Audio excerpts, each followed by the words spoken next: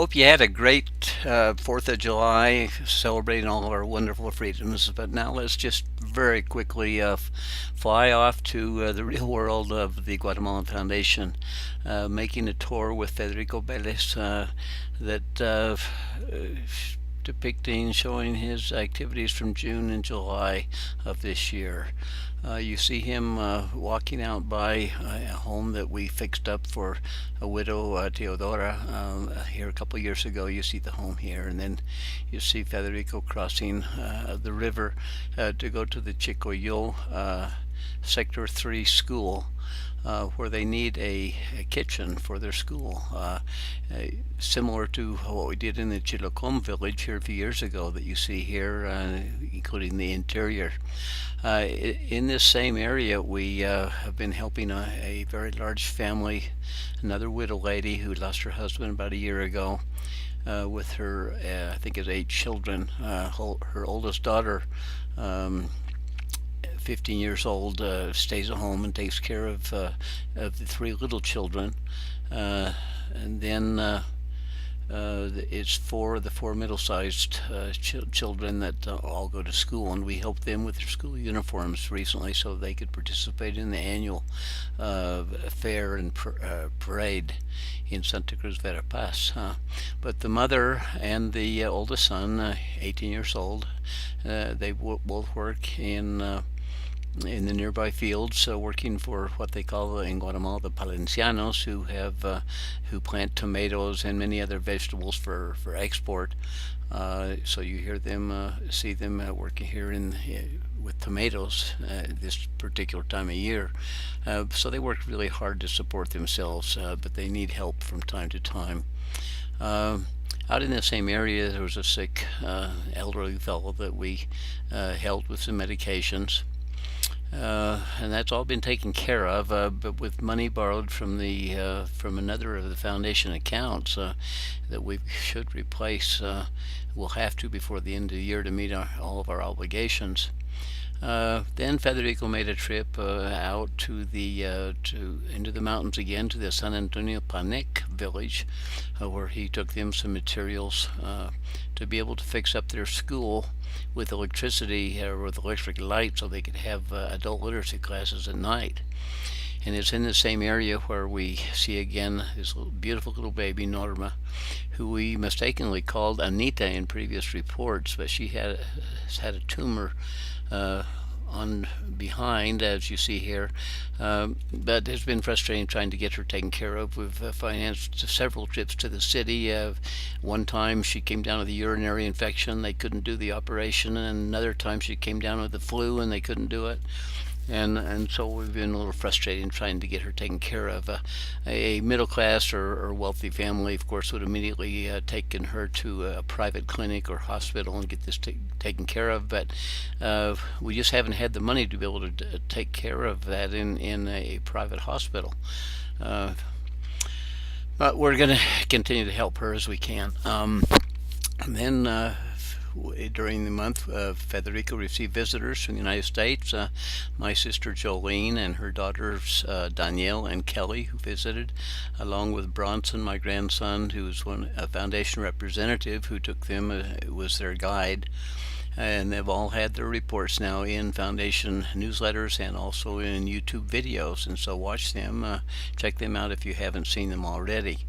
It's very important, I think, to notice what their reactions are to what the foundation is doing in Guatemala. They did visit the Valparaiso school, but it was a weekend, and the students were in class, but they did see the classrooms, and they did visit the caretaker's home that we built a few years ago. And it was interesting that we learned that they have named their little boy Cordell Anderson, Sig. Those are two given names, Cordell Anderson. And so we're going to have to keep an eye on him over the years as he grows up. Then Federico made a number of visits, trips to the Los Angeles Village project. Previously, they have dumped their sewage into the river, which is done in many countries, third world countries especially. But they now have a project to build a processing plant, sewage processing plant. and it's a quadruple kind of cooperative effort in that the government has contracted a construction company. The municipal government is helping all they can. The people have committed to donate for each of the 48 families in the village, donate 30 days of labor in this project, and so they're really working hard, doing all they can, and we have committed to help in coordinating the project and building them a warehouse so they can store materials as the project goes forward. And so we need some help there too. Federico, of course, is always busy coordinating all these aid activities in his area. And here he is preparing to go on a trip to the most isolated part of his area. And so it's out through the Pambach village where we used to have to hike to get to it. Now there's a road that goes out through there and goes a half an hour down towards the south into the lower country. And then from there, there's 3 hours hiking, 3,000 feet down into the bottom of this very, very deep canyon. And it takes you down into very, very hot country, desert-like country where there are cactus and spine trees and whatnot.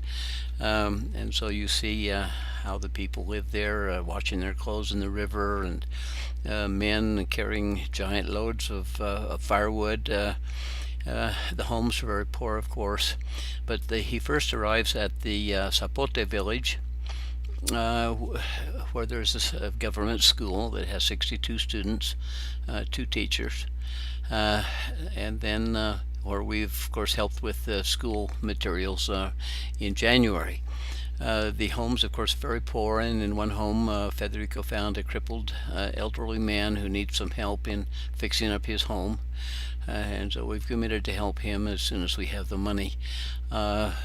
The Indians in this area are called the Akchi Indians, which are very different than the Poconchis that inhabit the rest of Santa Cruz Verapaz. These are more akin to people who live in the Baja Verapaz area. But the homes that you see are very, very poor. And in another, we found a 93-year-old elderly man who also needs some help fixing up his home, and so we also made a commitment there to help him as soon as we can. An hour from El Zapote, Federico arrived at the Carchela village, which is quite large. You see here the central plaza, which is actually their soccer field, with the church in the background. The school there has 280 students, where we also helped with their school supplies earlier in the year. But Federico met with the community and talked to them about their problems and helped them get organized to solve them as much as they can themselves. And he is committed, of course, that we will help them all we can to make up for what they can't do for themselves. The men from the village don't have any employment opportunities in this area. They do plant during the rainy season corn and beans and whatnot, but during most of the year they have to leave the village area and go out to the coastal areas or to the higher areas where coffee is being harvested, and work for wages, and then bring money back to their families. But Federico, after passing out a few little gifts, pencils, whatnot, for the children, said goodbye. He was able to get a couple of mules from the owner of a nearby cattle ranch, and so on muleback they headed up the mountain 3 hours, arrived at the car, and then found that the car had broken down, or wasn't functioning properly, so he had to go all the way out in first gear, and then we had to help him fix his car up, and it cost $519 to fix his clutch and whatever else was wrong. But we had to help him because without his pickup truck, we're just completely stopped in our projects in the village. And so for the month of July, these are the projects that we're working on. We want to help in building this school kitchen, which will cost about $1,000. Uh, the community, of course, will give all the labor, the manual labor for the project, and provide some building materials. Then we want to keep our eye on this one large family, and help the children, especially that are, so they can all go to school. We need to replace money spent for medicines for this elderly uh, gentleman, and then will keep an eye on, of course, Norma, and help her just as soon as we can finally get taken care of. And then we have the two elderly gentlemen from El Zapote and Carchela that need help in repairing their homes. Um, and then there's the sewage treatment plant for Los Angeles village. And of course, we have to replace the money that has been spent to fix Federico's car, which we borrowed from the Patricia School Project Fund. And so here we are. These are people that are not really free because their poverty has them literally slaves to the kind of life that they're forced to live. But we need to help them. We believe in scriptural prophecies that say talk about a time when people would really care for them, as though they were nursing parents to them, and would carry them on their shoulders and in their arms. And we feel that we are the ones that are supposed to be doing that. So please help all you can in donating to the foundation, so that we can continue these very needed projects among people that are, quite frankly, out of reach of governments, of churches, and of charitable institutions. We're about the only people that they have to turn to, and so please help us so that we can help them. Thank you.